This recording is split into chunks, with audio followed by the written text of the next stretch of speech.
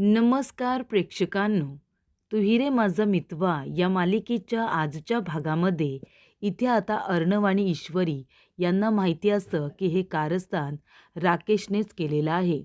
आणि प्रेक्षकांनो, राकेशने स्वतःच्या तोंडून हे कबूल केलेलं असतं की सुवर्ण पादुका त्यानेच चोरलेल्या आहेत. तो इथे अर्णव ईश्वरी या दोघांना आता सांगत असतो की बरोबर वाटते तुम्हाला, सुवर्ण पादुका मीच चोरलेल्या आहेत. पण आता तुम्ही हे सिद्ध कसं करणार की ह्या पादुका मी चोरल्यात म्हणून? तुमच्याकडे काही पुरावा आहे का? मग तुम्ही कसं काय सिद्ध करणार की सुवर्ण पादुका मी चोरल्यात म्हणून? तेव्हा इथे राकेश म्हणत असतो, आता तर मी तुम्हाला दोघांना चॅलेंजच करतो. काय अर्णव, ईश्वरी, तुम्ही दोघेजण आता सुवर्ण पादुका शोधूनच दाखवा. मी कुठे लपून ठेवल्यात त्या. तुम्हाला माझ्यावरती संशय आहे ना? जा आणि सुवर्ण पादुका शोधून दाखवा. तेव्हा इथे ईश्वरी म्हणत असते की सर, जाऊ द्या. ह्या नीच माणसाबरोबर बोलण्यात तुम्ही तुमचा वेळ वाया घालू नका. आपल्याला अजूनसुद्धा कामं आहेत.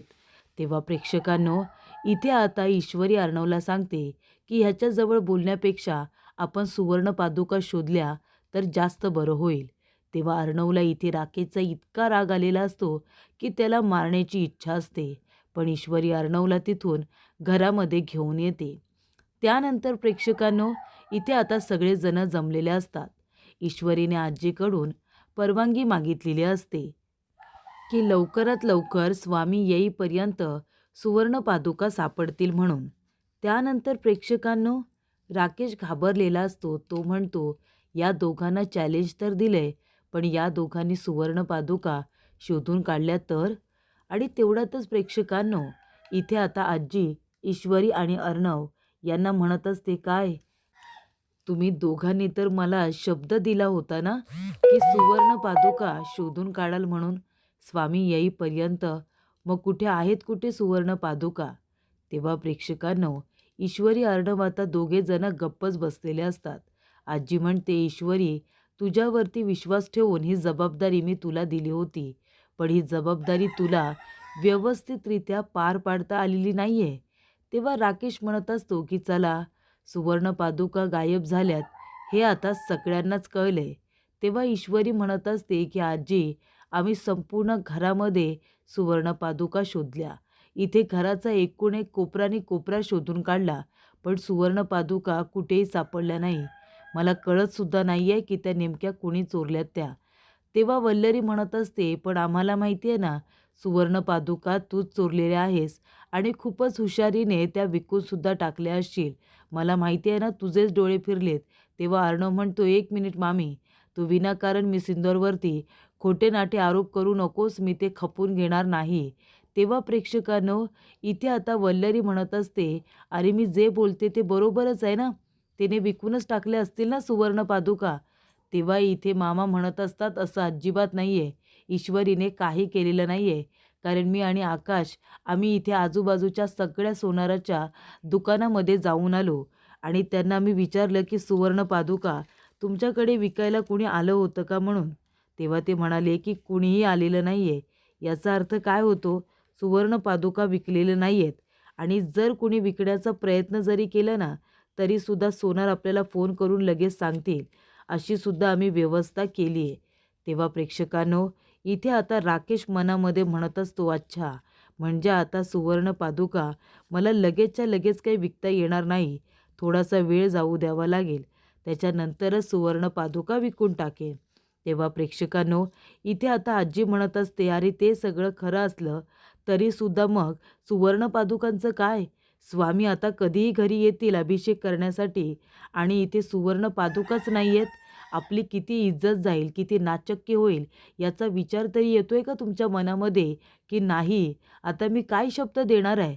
आपली राजशिर्क्यांची काय इज्जत राहिली त्यांच्यासमोर, सांगा बरं? तेव्हा प्रेक्षकांनो, ईश्वरी म्हणत असते की आजी, आता आपल्याकडे एकच मार्ग आहे. दुसरा कुठलाही मार्ग आता उरलेला नाही आहे. तेव्हा आता दुसरा मार्ग कुठला? तर प्रेक्षकांनो, ईश्वरी जाते आणि ज्या ठिकाणी आता चौरंगावरती पादुका ठेवण्यात आलेल्या असतात, त्या चौरंगाजवळ जाते आणि त्या ताटावरून हात फिरवते, ज्या ताटामध्ये सुवर्ण पादुका ठेवण्यात आलेल्या असतात. आणि ईश्वरी म्हणत असते की दत्तगुरू म्हणजे आता तुमचाच धावा करते. तुमचा धावा केला तरच मला कदाचित तुमच्या सुवर्ण पादुका मिळतील असा माझा विश्वास आहे. तेव्हा इथे आता ईश्वरी खाली बसलेली असते आशीर्वाद घेऊन आणि त्यानंतरला ती दत्तगुरूंचा धावा करत असते की माझ्या मदतीला तुम्ही या. हे जे काही संकट आलंय ते बाजूला होऊ द्या, अशी इथे ईश्वरीची इच्छा असते. तर इथे आता ईश्वरी छान गाणं म्हणत असते आणि दत्तगुरूंचा धावा करत असते. तर एका बाजूला इथे स्वामी आपल्या इथे आजूबाजूच्या लोकांबरोबर त्या ठिकाणी आलेले असतात.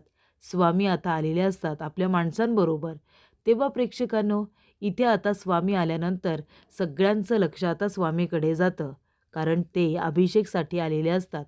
तेव्हा प्रेक्षकांनो, ईश्वरी खूपच जास्त घाबरते आणि ते सत्य सांगण्यासाठी ती धावत पळत आता स्वामींकडे जाते आणि म्हणत असते की स्वामी माफ करा मला, गुरुजी माफ करा, माझ्याकडून खूप मोठी चूक झालेली आहे. तेव्हा इथे आता गुरुजी आलेले असतात, पण इथे ईश्वरी घाबरलेली असते. ईश्वरी आता रडतच त्यांच्या जवळ जाते आणि त्यांचे पाय धरते आणि म्हणते की गुरुजी मला माफ करा, माझ्याकडून खरंच खूप मोठी चूक झाली. गुरुजी म्हणतात काय झालं, काय झालं, काही सांगशील का? तेव्हा इथे ईश्वरी म्हणत असते की गुरुजी आमच्या इथे दत्तगुरूंच्या इथे सुवर्ण पादुका आल्या, त्याची जबाबदारी आजीने मला दिली होती, पण मी माझी जबाबदारी व्यवस्थितरित्या पार पाडू शकले नाही. इतके प्रयत्न करूनसुद्धा, इतकी मेहनत करूनसुद्धा सुवर्ण पादुका गायब झालेल्या आहेत. त्या कुठे गहाळ झाल्यात मला खरंच माहिती नाही. संपूर्ण घर शोधून काढलं, कोपरानी कोपरा शोधून काढला, पण सुवर्ण पादुका काही सापडल्या नाही. माफ करा गुरुजी, सुवर्ण पादुका कुठे हरवल्या मला माहितीच नाही आहे. तेव्हा प्रेक्षकांनो, आता सगळ्यांना वाटत असतं की गुरुजी चिडतील आणि तिला आशीर्वाद देणार नाही, असंच आता सगळ्यांना वाटलेलं असतं. पण तसं काही होत नाही प्रेक्षकांनो. इथे आता गुरुजी ईश्वरीला म्हणतात की हे बघ, तू स्वतःला इथे त्रास करून घेऊ नकोस. तेव्हा ईश्वरी म्हणते नाही गुरुजी, माझ्याकडून खरंच खूप मोठी चूक झाली आहे.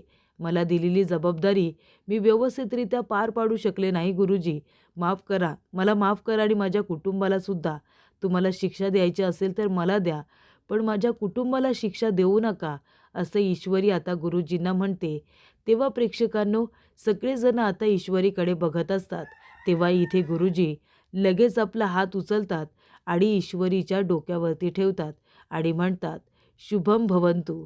तेव्हा प्रेक्षकांनो, शुभ भवंतु असं म्हणाल्यानंतर सगळेजण ईश्वरी आणि गुरुजी यांच्याकडे बघायला लागतात. गुरुजींनी ईश्वरीला छान असा आशीर्वाद दिलेला असतो. तेव्हा इथे ईश्वरी उभी राहते. गुरुजी म्हणत असतात की खरं सांगू का, तुझ्यामध्ये ना एक खूप मोठी ताकद आहे. हे बघ बाळा, तू अजिबात इथे वाईट वाटून घेऊ नको. अगं तुझा काही गुन्हाच नाही आहे, कारण तू पादुका चोरलेल्याच नाही आहेस किंवा तुझ्यामुळे त्या गहाळ झालेल्याच नाही आहेत.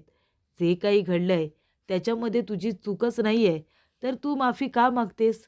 आणि हे बघ, तुला जे वाटते ना जे हरवलंय, ते हरवलेलं नाहीच आहे. जे जिथे आहे ते तिथेच असेल, फक्त जागा जरा बदलली असेल. तेव्हा तू अजिबात वाईट वाटून घेऊ नको, कारण का सुवर्ण पादुका कुठेही गेलेल्या नाही आहेत, त्या घरातच आहेत.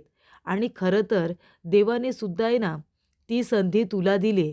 दत्तगुरूंची इच्छा आहे की सुवर्ण पादुका तू शोधून काढायच्या म्हणून. इतका विश्वास आहे त्यांचा तुझ्यावरती. असं समज की दत्तगुरूंनीच मला इथे पाठवलंय तुला आशीर्वाद देण्यासाठी, आणि तू जे काही केलेस ना ती सेवा त्यांच्यापर्यंत नक्की पोचले. तू जो काही त्यांचा धावा केला आहेस तो सुद्धा दत्तगुरूंपर्यंत पोचलेला आहे आणि म्हणूनच त्यांनी आशीर्वाद म्हणून मला इथे पाठवलं आहे. तेव्हा प्रेक्षकांनो, इथे आता स्वामी म्हणत असतात की हे बघ, सुवर्ण पादुका तू सगळीकडे शोधल्या असतील, पण जिथे शोधायला हवं आहे कदाचित ती जागा राहून गेली असेल, म्हणूनच सुवर्ण पादुका अजूनपर्यंत तुझ्या हातामध्ये नाही आहेत. पण तू व्यवस्थित शोधलंस ना तर तुला त्या पादुका नक्की सापडतील. आणि एक मला सांग, ही गोष्ट काही साधी सोपी आहे का? एक तुच्छ मनुष्य इथे साक्षात श्री दत्तगुरूंच्या पादुका चोरू शकेल? हे शक्य तरी होईल का? आपण तुच्छ मनुष्य आहोत आणि आपण दत्तगुरूंच्या सुवर्ण पादुका चोरू शकत नाही. त्यामुळे मी काय म्हणतो, तुला पादुका आता घरामध्ये पुन्हा शोधाव्या लागतील. त्या नक्की सापडतील आणि जोपर्यंत शोधाशोध सुरू आहे, तोपर्यंत मी इथे शांतपणे बसणार आहे. माझा विश्वास आहे की सुवर्ण पादुका तुला नक्की सापडतील." तेव्हा प्रेक्षकांनो, आता इथे साक्षात स्वामींनीच आशीर्वाद दिलेला असतो. मग ईश्वरी आता सुवर्ण पादुका शोधायला सुरुवातच करते. ईश्वरी म्हणत असते, "कुठे गेल्या असतील बरं सुवर्ण पादुका? गुरुजींच्या म्हणण्यानुसार त्या जर घरामध्येच आहेत, तर मग ती जागा आम्हाला अजून कशी काय सापडली नाही?" तेव्हा इथे मामा, आकाश, अर्णव, ईश्वरी सगळेजण शोधत असतात. तेव्हा मामा म्हणत असतात की मला एक गोष्ट कळत नाही आहे, म्हणजे त्या राकेशने सुवर्ण पादुका ठेवल्या तरी कुठे असतील? तेव्हा इथे अर्णवसुद्धा तेच म्हणत असतो की मामा, अरे त्यानेच चोरल्यात. त्याने आम्हाला चॅलेंज केलंय की सुवर्ण पादुका शोधून दाखवा म्हणून. त्याने कुठे ठेवले असतील मामा एवढ्या? तेव्हा मामा म्हणतात, तेच ना, तेच तर कळत नाहीये ना. तेव्हा इथे अर्णव म्हणतो, पण एक गोष्ट आहे मामा, त्या राकेशने आहे ना सुवर्ण पादुका घरामध्येच कुठेतरी ठेवलेल्या आहेत आणि त्यासुद्धा व्यवस्थित लपून ठेवलेल्या आहेत. पण आम्ही इतकी शोधाशोध केली, सगळीकडे शोधलं, त्याच्या रूममध्ये सुद्धा शोधलं. मग सुवर्ण पादुका कुठे गेल्या असतील सांग ना? तेव्हा इथे मामा म्हणतात, तेच तर, आपल्याला सगळीकडे शोधावं लागेल. तेव्हा मामा इथे आता अर्णव ईश्वरीला व्यवस्थित मदत करत असतात. तेव्हा अर्णव म्हणत असतो, मामा खरं सांगू का? मला असं वाटतं ना, म्हणजे सुवर्ण पादुका ना तिथेच कुठेतरी असतील. फक्त जागा बदलली असेल. आपण त्या राकेशच्या डोक्याने विचार करायला हवा ना. राकेश कसा विचार करतो हे तर तुम्हाला माहिती आहे. तेव्हा ईश्वरी म्हणते, "सर काय म्हणालात तुम्ही? म्हणजे सुवर्ण पादुका तिथेच असतील, पण जागा बदलली असेल असं तुमचं म्हणणं आहे का?" तेव्हा अर्णव म्हणतो, "हो, कारण तो राकेश असाच विचार करतो ना. तेव्हा आपण सुद्धा त्याच्यासारखा विचार केला पाहिजे, तरच आपल्याला सुवर्ण पादुका मिळतील." तेव्हा ईश्वरी म्हणते, "चला सर, तुम्ही चला माझ्याबरोबर, सुवर्ण पादुका सापडतील. चला." जवळ त्या सापडलेल्याच आहेत. त्यानंतर प्रेक्षकांनो, इथे आता वल्लरी म्हणत असते की जावई बापू, मला काय माहिती सुवर्ण पादुका कोणी चोरल्यात त्या. मला एक विश्वास आहे की सुवर्ण पादुका आहेत ना, त्या ईश्वरीने चोरलेल्या नाही आहेत. अहो, ती मिडल क्लास मुलगी, देवावरती श्रद्धा आहे तिची. तिच्यात कुठली एवढी हिंमत की ती सुवर्ण पादुका चोरू शकेल? तिच्यामध्ये एवढी हिंमतच नाही आहे की ती चोरी वगैरे करेल. तेव्हा राकेश म्हणतो, मग तुम्ही तर त्यांच्यावरती आरोप केलात ना? तेव्हा वल्लरी म्हणते की आरोप करायला काय जातंय? मला माहिती आहे तशाही सुवर्ण पादुका गायब तर झालेल्या आहेत. त्या कुणी चोरल्यात आपल्याला काय माहिती. पण मला तर आयती संधी मिळाली ना त्या ईश्वरीवरती आरोप करण्याची. म्हणून तिच्यावरती आरोप करून मी मोकळे झाले. तिला जरा 2 गोष्टी सुनावल्या ना की मला सुद्धा छान वाटतं, हलकं-हलकं वाटतं. तेव्हा तर मी तिच्यावरती आरोप केले. तेव्हा इथे वल्लरी म्हणते, "बरोबर केलं ना जावई बापू?" तेव्हा इथे राकेश म्हणतो, "हो, हो. अगदी योग्य तेच केलंत तुम्ही." तेव्हा प्रेक्षकांनो, इथे आता अर्णवसुद्धा आलेला असतो आणि ईश्वरीसुद्धा. तेव्हा प्रेक्षकांनो, मामीला माहिती आहे की ईश्वरीने काही केलं नाही, पण तरीसुद्धा मामी तिच्यावरती खोटे-नाटे आरोप करते मनाच्या समाधानासाठी. तेव्हा प्रेक्षकांनो, ईश्वरी येते आणि म्हणत असते की गुरुजी, तुम्ही दिलेल्या सल्ल्याप्रमाणे मला कळलंय की सुवर्ण पादुका कुठे आहेत ते. म्हणजे जवळ सुवर्ण पादुका सापडल्याच आहेत असं समजा तुम्ही. तेव्हा इथे स्वामी पुन्हा तिला आशीर्वाद देतात आणि म्हणतात की मला विश्वास होता, तुला दिलेली कामगिरी तू व्यवस्थित पार पाडशील म्हणून. सुवर्ण पादुका गायब करण्याचा हा विचार, गहाळ करण्याचा हा विचार तुझ्या डोक्यात कधीच येणार नाही. तू काही केलेलं नाही आहे हे आम्हाला माहिती आहे आणि ज्याने कुणी हे कृत्य केलंय ना हे त्यालासुद्धा माहिती आहे. त्यामुळे इथे तू वाईट वाटून घेऊ नको. पण आता जिथे सुवर्ण पादुका आहेत त्या शोधून आता सगळ्यांच्या समोर सादर कर. तेव्हा इथे ईश्वरी म्हणते, हो गुरुजी, आता त्या सुवर्ण पादुका शोधून मी इथे सगळ्यांच्या समोर सादर करणार आहे. आणि खरं तर इथे सुवर्ण पादुका शोधण्यासाठी माझे मिस्टर अर्णव सर, त्याचबरोबर आकाश सर आणि मामा यांनीसुद्धा मला लाख मोलाची मदत केलेली आहे. तेव्हा मी त्यांचीसुद्धा आभारी आहे. तेव्हा प्रेक्षकांनो, ईश्वरी आता सुवर्ण पादुका दाखवायला सगळ्यांच्या समोर आता जाते. तर इथे राकेश आता ईश्वरीचा हा कॉन्फिडन्स बघून खूपच जास्त घाबरलेला असतो. तर प्रेक्षकांनो, येणाऱ्या भागामध्ये इथे आता बघा, पुढील भागामध्ये राकेशमध्ये उभा आहे आणि इथे बाजूने आता ईश्वरी आणि अर्णव दोघेजण इथे राऊंड करत आहेत. तेव्हा प्रेक्षकांनो, इथे आता अर्णव म्हणत असतो की तू आमच्या आयुष्यामध्ये कितीही विष पेरण्याचा प्रयत्न कर, पण मी आणि मिसिंदोर आम्ही दोघेजण एकत्र आहोत आणि आम्हाला दोघांना वेगळं करणं कुणालाही सहज शक्य होणार नाही आहे, कळलं ना? तेव्हा ईश्वरी म्हणते, "आम्ही दोघेजणं नवरा-बायको आहोत. आम्हाला कुणी वेगळं करू शकणार नाही. तू कितीही प्रयत्न केलेस तरीसुद्धा." त्याच्याभोवती त्या दोघांनी आता राउंड केलेला असतो. तेव्हा ईश्वरी म्हणते, "बघूया ना, तुला चॅलेंज द्यायची खूप सवय आहे ना? कोण जिंकते ते बघूया, तू की आम्ही?" असं ईश्वरी म्हणते. तेव्हा राकेश म्हणतो, "तुम्ही किती काही करा, जिंकणार तर मीच." तेव्हा प्रेक्षकांनो, त्याच्या भोवती अर्णव ईश्वरीने जो आता राउंड तयार केलेला असतो, तो राकेश पुसून काढतो.